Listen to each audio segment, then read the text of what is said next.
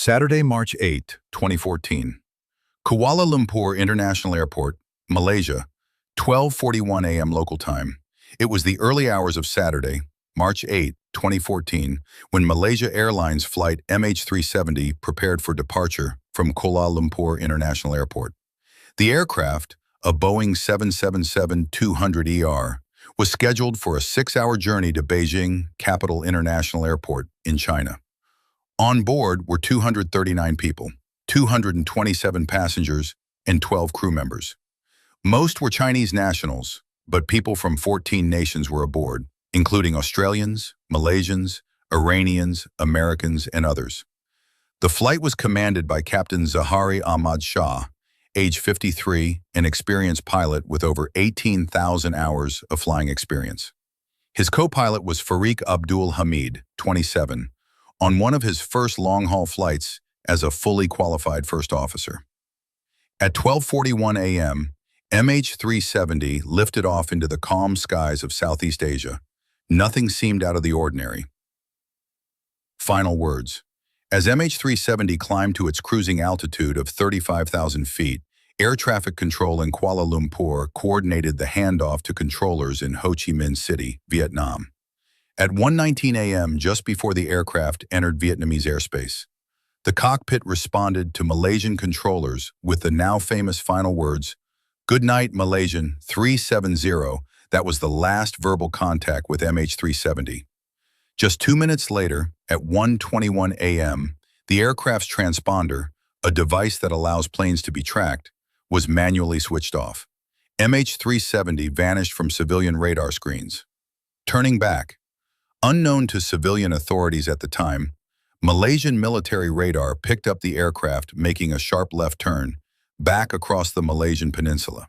It then flew northwest over the Strait of Malacca. The plane was now flying completely off course on a route that made no sense for a flight to Beijing. At 2:22 a.m., military radar lost track of MH370 entirely as it flew out over the Andaman Sea. At this point, it was as if the aircraft had disappeared into thin air. The alarm is raised. When MH370 failed to contact Vietnamese airspace and never reappeared on any radar, a search was launched, first over the South China Sea where it was last expected.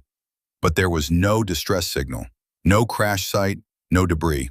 Hours later, as the sun rose over Southeast Asia, families waiting at Beijing Airport were informed the plane was missing. A satellite clue. For days, search efforts focused on the South China Sea, the original flight path. But on March 15th, a week later, came a major revelation. Inmarsat, a British satellite company, had been automatically pinged by MH370's onboard systems for 7 hours after the transponder went silent. Using a new type of analysis called Doppler shift, Inmarsat and investigators traced the plane's likely route. It had flown south, deep into the southern Indian Ocean, far off any commercial route. The final handshake signal was received at 8:19 a.m., almost 7 hours after takeoff. MH370 had likely flown until it ran out of fuel. The search moved south. The search area was shifted to a remote stretch of ocean west of Perth, Australia. The area was vast, cold, and deep, some parts reaching over 4,000 meters. What followed was the largest and most expensive underwater search in aviation history. Over 120,000 square kilometers were mapped and scanned. Sonar, deep-sea submersibles, and even autonomous underwater vehicles combed the ocean floor. But there was nothing. No fuselage, no black boxes, no answers. Debris washes ashore. In July 2015, over a year later, hope was briefly rekindled when part of a wing flap washed ashore on Réunion Island, off the coast of Africa, thousands of kilometers from the search zone. It was confirmed to be from MH370. More debris followed. In Mozambique, Madagascar, and Tanzania, small pieces, cabin panels, engine parts, personal items, all linked to the missing plane. Yet the main wreckage, and critically, the flight data recorder and cockpit voice recorder, were never found. Theories and controversies. The disappearance sparked global speculation.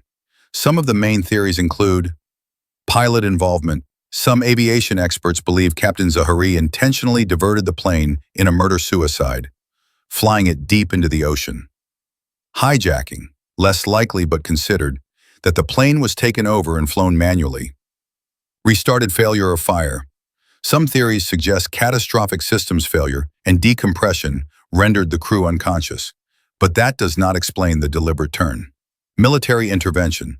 A few suggest the plane was accidentally shot down and covered up, though no evidence supports this. No theory has been conclusively proven. The search is suspended. By January 2017, after nearly 3 years and over $160 million spent, the official search was suspended. The final official report, released in July 2018, concluded, "The team is unable to determine the real cause for the disappearance of MH370. A second private search by Ocean Infinity in 2018 also ended without finding the wreck. An unfinished chapter, Malaysia Airlines Flight MH370, remains one of the greatest mysteries in aviation history. A modern aircraft, a seasoned crew, no distress signal, no confirmed crash site. It's simply vanished. To this day, the question lingers. What really happened in those 7 hours? And until that answer is found, MH370 will be a story that haunts not only aviation, but humanity's understanding of how, even in the 21st century, a 270-ton aircraft can disappear without a trace.